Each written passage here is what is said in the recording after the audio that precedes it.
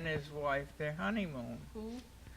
Well, whoever was head of the NAACP at that time, and I can't seem to pin it down. I can't. I've looked on the computer, but I haven't been able to. When is this? What year? Well, it was between 60, probably 68. Yeah. Well, anyway, this black couple came and were very pleasant, enjoyed their stay, apparently, went on about their business, but the next day one of the local women came into the store and accosted my mother.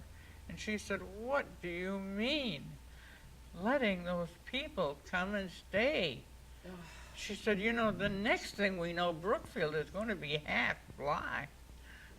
So that is Brookfield's little story about fighting segregation, I guess. Colorful guests. We had the sister of James Agee, who had written a book called A Death in the Family and was quite popular.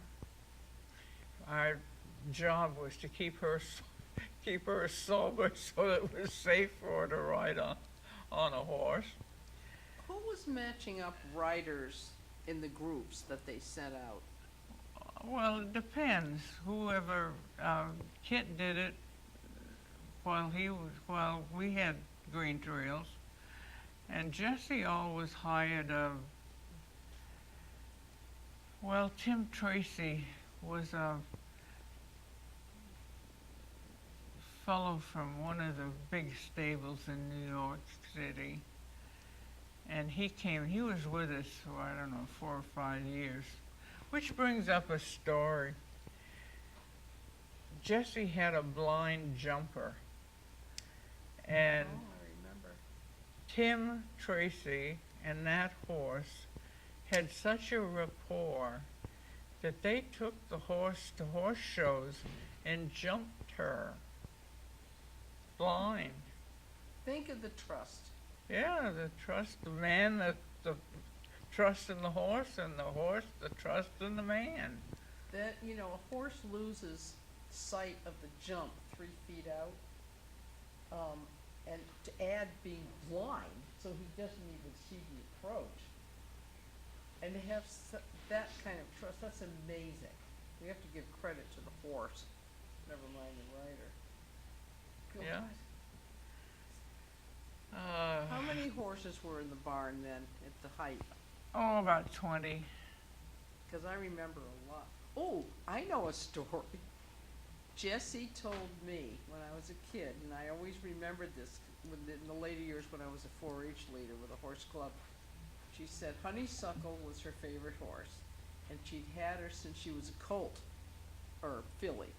And the horse was simply in her stall, minding her own business, and Jessie just went banging into the stall without sound for the horse to pick up, and without letting the horse know she was there. And that horse kicked her into the hospital. And it was something to remember, about horses, etc. Talk about the store. Were you a little bit About the store and the post office together? well, the store was owned by Pearlie Davis for 25 years, and then it was sold, and kind of, well, it was supposed to be a project for a kid, not a kid, one of their children, but they weren't interested in it. It didn't do too well. They had a woman that was acting postmaster but not a postmaster. And in 1965, my mother said to me, "Do you think that we're too old to run a store?"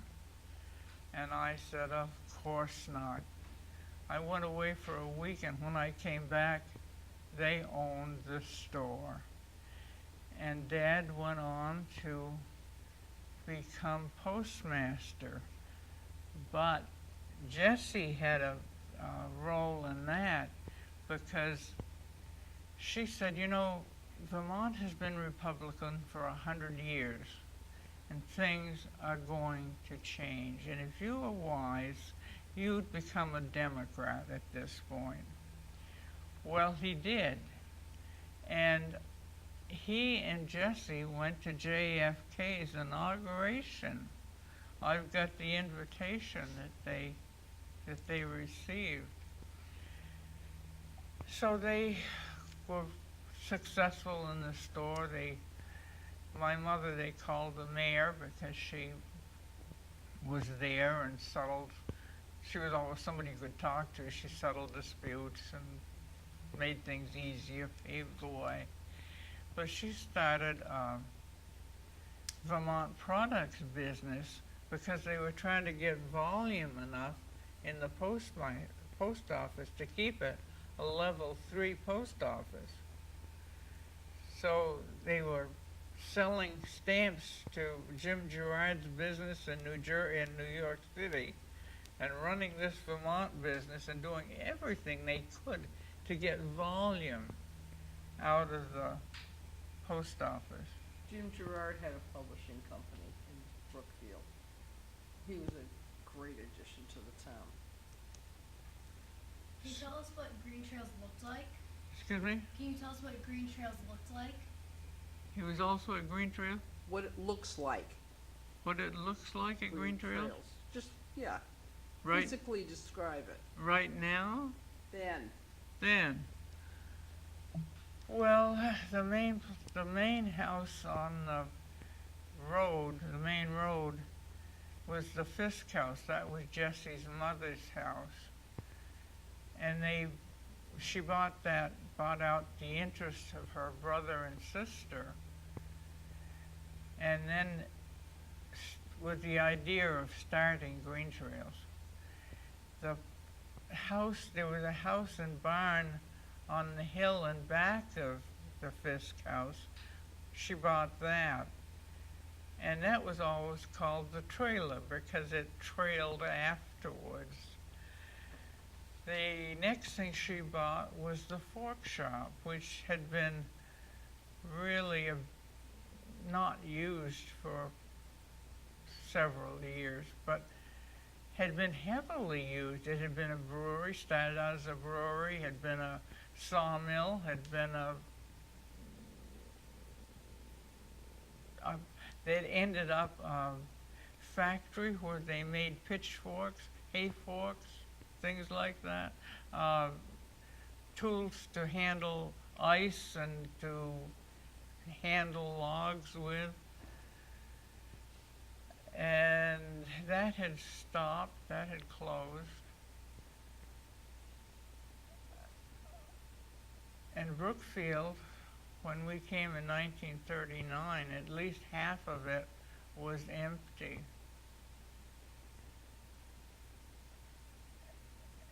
But the war brought widows and children back, and the village filled up again. And the school grew again. Now here we are, kind of in the same situation. The school is shrinking. The houses, about half of them are empty now or for sale. you say it brought back widows and children. You Well, mean I war don't mean, widows? I mean soldiers' wives. War widows? Yeah.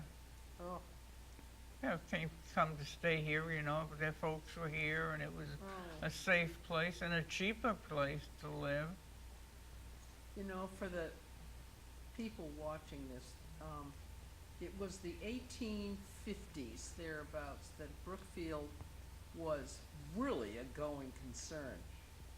And if any of you get the pictures of the town, you'll notice all along the brook that emanates out from the Ponds Dam and the waterfall, you can see foundations of what businesses were there. But they had 22 businesses along that little stream down to Route 14. And the fork shop was owned by Peck, etc., making these forks that were famous for some reason. A two-pronged fork strikes me as ridiculous, but it's good for hauling hay up into a wagon, and there were things like that, and it was all run by the power of water. That's all right, these water businesses. power was king. Brookfield was bigger than Burlington in the 1850s. Isn't that cool? And I found yesterday, the correspondence where Jesse was writing to the people that owned, it was a Ted Stone automobile business that owned what used to be the Woodman Hall. That was on one of the buildings on the road that was collapsing into the brook. And that was a fraternal organization, but they rented